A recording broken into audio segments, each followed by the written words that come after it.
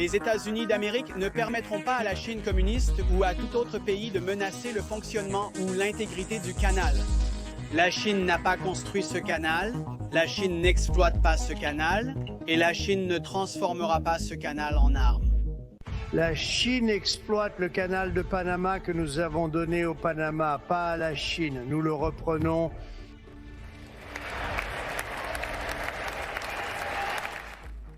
Le canal de Panama gère 5% de tous les transports maritimes mondiaux et a été l'une des routes commerciales les plus puissantes du monde pendant plus de 110 ans. Mais le Nicaragua a menacé sa dominance, non pas seul, mais en soutenant le dragon. Oui, la Chine pourrait entrer dans la course pour perturber à nouveau la dominance du canal de Panama. Et oui, j'ai dit à nouveau, car ce serait la deuxième fois que la Chine pourrait travailler à perturber le canal de Panama. D'abord un mystérieux milliardaire chinois, puis potentiellement une implication directe du gouvernement. Cette infrastructure pourrait changer le destin du Nicaragua pour toujours, mais seulement si c'était juste un projet d'infrastructure. Parce que lorsque la Chine s'implique, l'histoire a toujours eu des leçons brutales pour le monde. Selon les experts en géopolitique, la Chine ne construit pas uniquement des routes commerciales pour des raisons économiques. Elle a toujours des plans plus grands, et franchement, insensés. C'est la même chose avec le Nicaragua.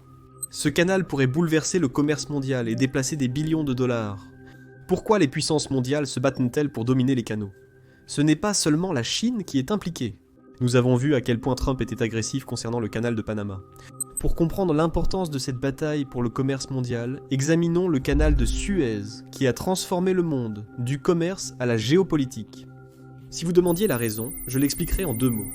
Distance et coût. Et ces 2 facteurs peuvent avoir un impact géopolitique insensé sur le monde, et parfois de manière négative pour les pays ennemis de la nation contrôlant le canal, quelque chose que l'histoire a déjà témoigné. Cet incident remonte à 1967 lors de la guerre des 6 jours qui a marqué le monde. Elle allait été menée entre Israël et les pays arabes, donc l'Égypte avait une inimitié directe contre Israël, et a utilisé son plus grand outil contre Israël.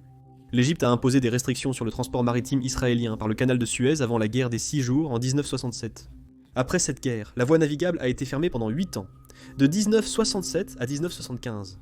Les navires ont donc dû contourner la pointe de l'Afrique, rallongeant considérablement leur trajet. Ce n'était pas une première pour Israël. Au début des années 50, l'Égypte a limité la navigation israélienne dans le canal de Suez, poussant Israël à demander à l'Organisation des Nations Unies d'agir contre l'Égypte. Les canaux confèrent donc un pouvoir géopolitique à un pays. Mais pourquoi ce canal était-il, et est-il toujours, si important ? Le canal de Suez est une voie d'eau, reliant la mer Méditerranée à la mer Rouge. Construit en 1869, il crée un raccourci entre l'Asie et l'Europe, réduisant les distances de voyage de milliers de kilomètres. Le canal de Suez permet au fret de se déplacer directement, entre les continents, économisant des semaines de voyage et des milliards de dollars en coûts, au lieu de naviguer autour de l'Africain. Les navires peuvent économiser de 300 000 $ à plus d'1 million de dollars en empruntant le canal de Suez plutôt que de contourner l'Afrique. C'est la même chose en ce qui concerne la distance. Par exemple, un voyage de Londres à Shanghai via le canal de Suez couvre environ 10 500 à 11 000 milles nautiques, et cela prend environ 26 à 27 jours. Sans le canal, les navires devraient parcourir 13 800 à 14 000 milles nautiques autour du cap de Bonne-Espérance en Afrique, prolongeant le voyage à 35 à 40 jours. Cela ajoute plus de 3 000 milles supplémentaires, et jusqu'à 2 semaines supplémentaires en mer, augmentant les coûts de carburant et les retards d'expédition.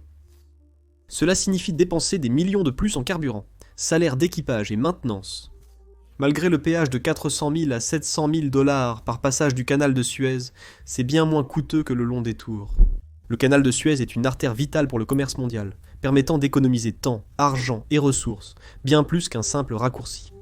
Le canal de Suez est aujourd'hui l'un des actifs d'infrastructure les plus précieux au monde, rapportant annuellement entre 8 et 10 milliards de dollars à l'Égypte.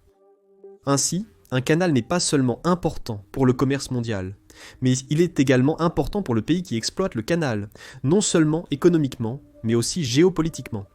C'est donc la raison exacte pour laquelle chaque superpuissance mondiale veut contrôler les canaux.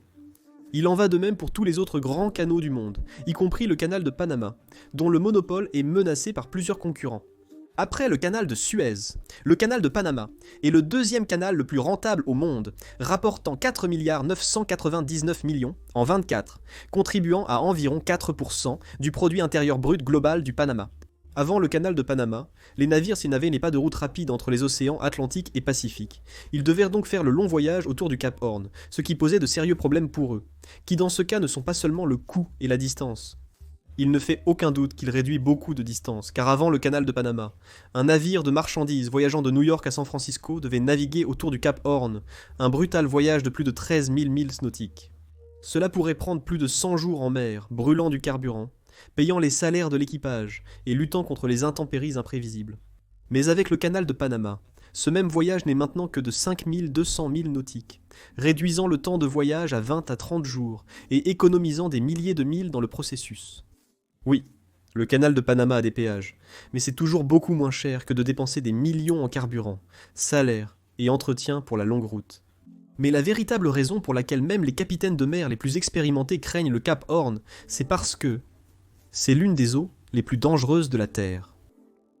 Il a des conditions météorologiques extrêmes, des vents forts, de grandes vagues et des courants imprévisibles qui ont conduit à de nombreux naufrages et à une perte de vie tout au long de l'histoire.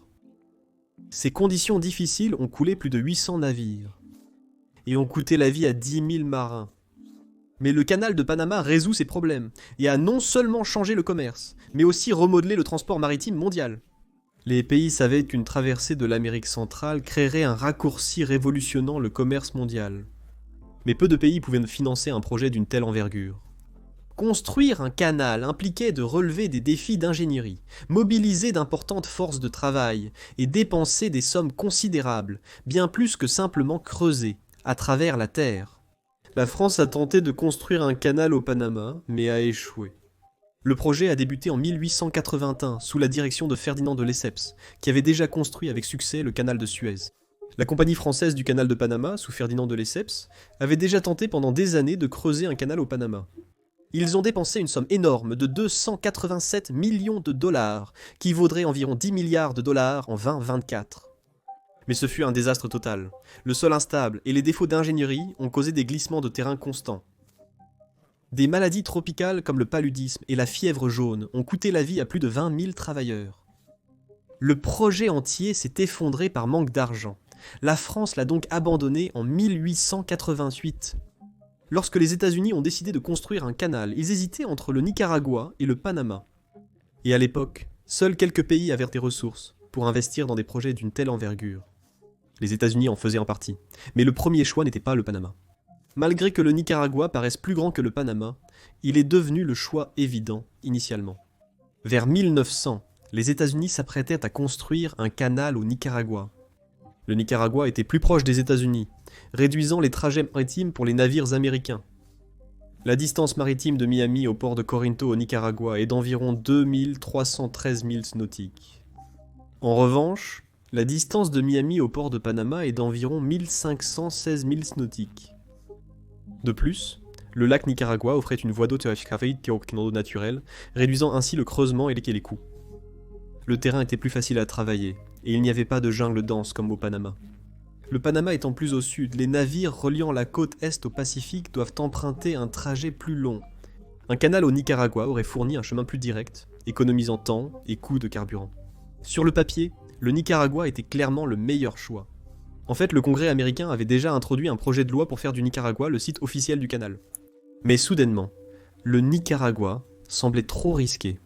Ou plutôt, quelqu'un voulait le faire paraître ainsi. Même les sénateurs américains ont vu des timbres postaux nicaraguayens avec le volcan Momotombo en éruption. Le Nicaragua était une zone de catastrophe volcanique, et cette peur s'est avérée fondée. En 1902, le volcan Montpellier a éclaté dans les Caraïbes, tuant 30 000 personnes. Cette catastrophe l'a sensibilisé aux risques volcaniques dans la région. Finalement, le Panama était une meilleure option. Les États-Unis ont opté pour la route du Panama, et en 1904, la construction du canal a repris. Mais pourquoi ai-je dit que quelqu'un voulait faire paraître le Nicaragua dangereux? Et pourquoi ferait-il cela? En réalité, beaucoup de ces astuces étaient en détours psychologiques, utilisés par Bruno Valilla, l'ingénieur en chef du projet du canal de Panama français. Il a utilisé un tour de génie pour convaincre les États-Unis de construire le canal au Panama plutôt qu'au Nicaragua. Il a acheté 500 timbres nicaraguayens, montrant le mont Momotombo, et les a envoyés avec une lettre à chaque sénateur et membre de la Chambre des États-Unis, avec une note disant « Un témoin officiel de l'activité volcanique au Nicaragua ». Il voulait essentiellement faire comprendre que si les volcans actifs sont si courants au Nicaragua, qu'ils figurent si en évidence sur les timbres, le Nicaragua n'était pas le bon pays pour construire le canal. Étonnamment, ça a marché. Lors du vote le lendemain, la majorité des politiciens ont choisi la route du Panama. En 1904, les travaux de construction du canal ont repris. Le volcan meurtrier s'est finalement révélé être une faveur de la nature pour les Français, rendant soudainement le Nicaragua trop risqué. Ce drame visait à vendre aux États-Unis leur projet inachevé. Pendant que les États-Unis planifiaient, la France paniquait. Ils étaient assis sur un canal à moitié creusé, sans valeur. Et ils savaient que si les États-Unis construisaient au Nicaragua à la place, leur investissement serait perdu à jamais. L'accord a été conclu. La France a proposé de vendre son projet de canal de Panama à moitié terminé aux États-Unis pour seulement 40 millions de dollars, bien moins cher que de repartir de zéro au Nicaragua. En 1902, le Congrès a abandonné le canal du Nicaragua et a adopté l'acte Spooner, désignant Panama comme site officiel du canal. Mais malheureusement, les États-Unis ne savaient pas qu'ils auraient à faire face à plus de problèmes que la France. À l'époque, le Panama était sous la Colombie, n'étant pas encore indépendant. La France a pu procéder à la construction du canal grâce à la concession Wise, un accord de 99 ans signé avec la Colombie. Ainsi, les États-Unis ont négocié un nouveau traité, appelé le traité Hay-Harin, avec la Colombie en 1903 pour obtenir les droits du canal, seulement pour être déçus par ce que la Colombie ferait ensuite. Ce traité aurait permis aux États-Unis de contrôler une zone de canal de 6 miles de large au Panama. En retour, la Colombie s'est vue promettre un paiement initial de 10 millions de dollars et un paiement annuel de 250 000 dollars. Cependant, le Sénat colombien a rejeté le traité, exigeant de meilleures conditions financières. Cela a irrité le président américain Theodore Roosevelt, qui voyait la Colombie comme un obstacle et a décidé de changer à jamais son histoire. Le Panama avait une histoire de mouvements séparatistes, et les États-Unis ont vu une opportunité. L'administration de Roosevelt a secrètement encouragé les rebelles panaméens à se soulever contre la Colombie. Avec des navires de guerre américains, en démonstration de force à proximité, le Panama a déclaré son indépendance en 1903. Le nouveau gouvernement panaméen a immédiatement signé le traité de Hay-Buenaventura en 1903, permettant à la construction de se poursuivre sans interférence colombienne. Pendant les 85 années suivantes, les États-Unis ont contrôlé le canal de Panama, supervisant une route commerciale cruciale entre l'Atlantique et le Pacifique. Cela a donné aux États-Unis un pouvoir mondial massif. Et il aurait toujours ce pouvoir sans le traité de 1977. En 1977, les traités Torrijos-Carter ont été signés entre les États-Unis et le Panama, convenant de transférer progressivement le contrôle du canal au Panama. Le 31 décembre 1999, les États-Unis ont officiellement transféré le canal au Panama. Bien que le canal ne soit plus sous contrôle américain, les États-Unis continuent d'y exercer une influence, du moins sur le papier. Et curieusement, la cause en est le traité lui-même. En signant les traités Torrijos-Carter avec le Panama, les États-Unis ont aussi inclus le traité de neutralité. Ce traité garantissait aux États-Unis le droit d'intervenir militairement si la sécurité du canal était menacée, même sous contrôle panaméen. Sur le papier, le canal appartient au Panama. Mais en réalité, les États-Unis ont toujours veillé à pouvoir utiliser librement le canal pour le commerce et leur marine.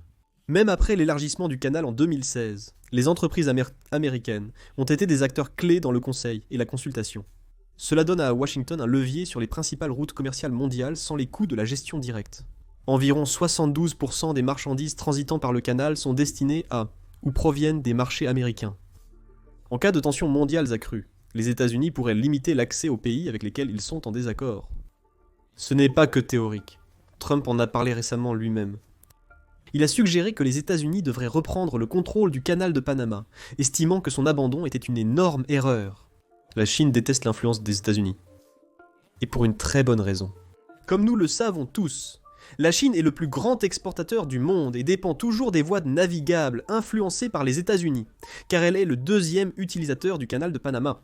Mais pour l'instant, la Chine est impuissante. Vous voyez, si un navire transportant des marchandises de Shanghai à New York devait prendre le long chemin autour de la pointe sud de l'Amérique du Sud, cela ajouterait 6000 miles supplémentaires à son voyage. Le canal de Panama réduit presque de moitié le voyage maritime de 2 semaines entre la Chine et les États-Unis, facilitant ainsi le commerce entre ces deux pays et au-delà.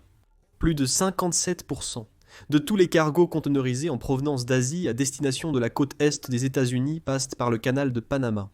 Sinon, la Chine devrait emprunter la route plus longue du canal de Suez vers la côte est des États-Unis, ou expédier des marchandises vers la côte ouest, avec un transport onéreux par rail et camion à travers le pays. N'oublions pas l'Amérique latine. La Chine a investi des milliards en Amérique du Sud. C'est maintenant le plus grand partenaire commercial pour le Brésil, le Chili et le Pérou. Et le canal de Panama est la manière dont toutes ces routes commerciales restent rapides et rentables. Donc ce canal est presque une ligne de vie pour la Chine.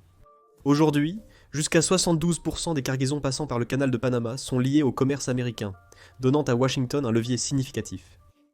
En cas de tension accrue avec la Chine, les États-Unis pourraient pousser le Panama à limiter le transport maritime chinois via des péages plus élevés, des retards, voire une restriction d'accès au pire. Cela obligerait les exportateurs chinois à prendre les routes longues et plus coûteuses, frappant durement leur économie. Mais la Chine, eh bien, elle a vu cela venir il y a longtemps, et a discrètement lancé un plan audacieux pour contrer le canal de Panama. C'est là qu'intervient le Nicaragua. Le Nicaragua est à seulement 800 km, ou 500 miles, au nord-ouest du Panama, ce qui signifie qu'un canal ici serait un concurrent direct du canal de Panama. Les deux pays reliant l'Atlantique et le Pacifique, mais la route du Nicaragua, plus au nord, pourrait être encore plus pratique pour certaines voies d'avant-cordes de navigation mondiale. Un canal permettant à la Chine de contourner le contrôle des États-Unis et de contrôler elle-même le commerce. Alors que tout le monde parle du canal de Panama ces jours-ci, la Chine a réalisé cette menace bien avant, et a annoncé un canal là-bas en 2013. Un milliardaire chinois, secret, nommé Wang Jing, président du groupe Hong Kong Nicaragua Canal Development, a conclu un accord de 50 milliards de dollars avec le gouvernement nicaraguayen pour construire un canal rivalisant avec le canal de Panama. Il était une personne mystérieuse car Wang Jing n'était pas une figure bien connue dans le monde des affaires mondiales. Beaucoup se sont demandé d'où nous viendraient les 50 milliards de dollars, surtout que les entreprises connues de Wang Jing ne laissaient pas supposer qu'il avait accès à un capital aussi énorme. Il n'avait également aucune expérience de gestion d'un projet d'infrastructure aussi massif.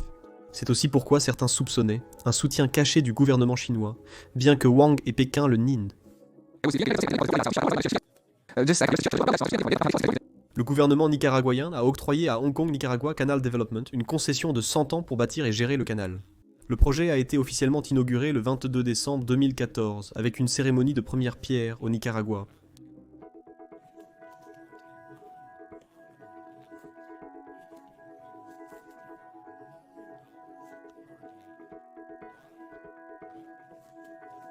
On s'attendait à ce que le projet stimule l'économie du Nicaragua, créant près de 50 000 emplois dans la construction et 200 000 emplois indirects.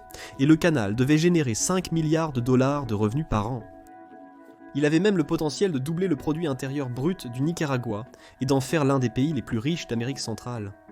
Le gouvernement a présenté le projet comme une chance exceptionnelle pour le Nicaragua de devenir un hub commercial mondial. Mais les problèmes dépassèrent les rêves promis. Dès le départ, ce projet avait un souci majeur. L'argent. Le coût estimé était d'environ 50 milliards de dollars. C'était une somme si énorme qu'elle était plus de 4 fois supérieure au produit intérieur brut total du Nicaragua de 11 milliards en 2014. Et à la fin de 2014, le développeur n'avait sécurisé que 200 millions de dollars. Les investisseurs et les analystes du commerce mondial doutaient de l'utilité d'un nouveau canal, compte tenu de l'agrandissement récent de celui de Panama. Et sans l'intervention de grands bailleurs de fonds, tout le projet reposait sur un seul homme, un milliardaire privé. Et le fait est que même la Chine n'était pas totalement à bord. Bien que le canal ait souvent été décrit comme soutenu par la Chine, Pékin gardait ses distances. Les autorités chinoises ont souligné que c'était une entreprise privée et non un projet étatique. En coulisses, ils ont même averti les entreprises chinoises de rester à l'écart. Pourquoi ? À l'époque, le Nicaragua reconnaissait Taïwan et non la Chine, rendant le soutien direct de l'État politiquement délicat. Deuxièmement, la Chine consolidait ses liens avec le Panama, investissant dans les ports et les infrastructures, obtenant même une reconnaissance diplomatique en 2017. Alors que Wang Jing progressait, Pékin restait muet. Aucune banque d'État chinoise n'a financé le canal. Pour empirer les choses, les Nicaraguayens ont commencé à se révolter. Malgré les avantages théoriques du canal, il représentait une menace. L'itinéraire proposé pour le canal traversait directement le lac Nicaragua, la plus grande source d'eau douce du pays. Des scientifiques sont prévenus d'un risque de dommages permanent à l'écosystème du lac. Des dizaines de milliers de personnes, dont de nombreux indigènes, risquaient un déplacement forcé. Initialement, les Nicaraguayens espéraient que le canal générerait emploi et prospérité. Mais ils n'y croyaient pas. Des manifestations de jusqu'à 15 000 personnes ont éclaté dans tout le pays, scandant non au canal et accusant le gouvernement de vendre le pays à des intérêts étrangers. Soudainement, ce n'était plus qu'un défi d'ingénierie, mais une véritable crise politique. En 2015, Wang Jing a perdu 85% de sa fortune lors du crash boursier chinois, laissant le projet sans financement solide, comme si leurs prières avaient été exaucées. En 2018, il n'y avait aucun signe de construction et les bureaux du groupe Hong Kong Nicaragua Canal Development au Nicaragua ont fermé. Le projet a été abandonné et Wang Jing s'est retiré des discussions publiques sur le canal. Après des années de silence, ce qui se passe maintenant est encore plus surprenant. Après ces années de silence, la Chine est discrètement intervenue pour relancer le projet. Mais cette fois, la charge n'est pas menée par un milliardaire privé. Même après l'énorme revers subi il y a quelques années, ils n'ont toujours pas abandonné le projet. Et c'est parce que l'impact potentiel est un peu trop grand pour être ignoré. Le canal de Panama et le canal de Suez contribuent à hauteur de milliards à leur produit intérieur brut, et si la Chine aide le Nicaragua à construire son propre canal, cela changerait la donne pour la Chine et le Nicaragua. C'est précisément la raison de l'implication de la Chine. Les responsables ont qualifié ouvertement ce partenariat stratégique de potentiel pour remodeler le commerce en Amérique centrale et concurrencer réellement le canal de Panama. Mais voici l'aspect intéressant. Le Nicaragua adopte une approche différente au lieu de repartir de zéro. En novembre 2024, lors du 17e sommet annuel des affaires Chine-Amérique latine, le président Daniel Ortega a annoncé des plans pour un nouveau canal interocéanique au Nicaragua. Ce projet aurait un coût énorme de 64,5 milliards de dollars et s'étendrait sur une voie navigable interocéanique de 445 km ou 277 miles.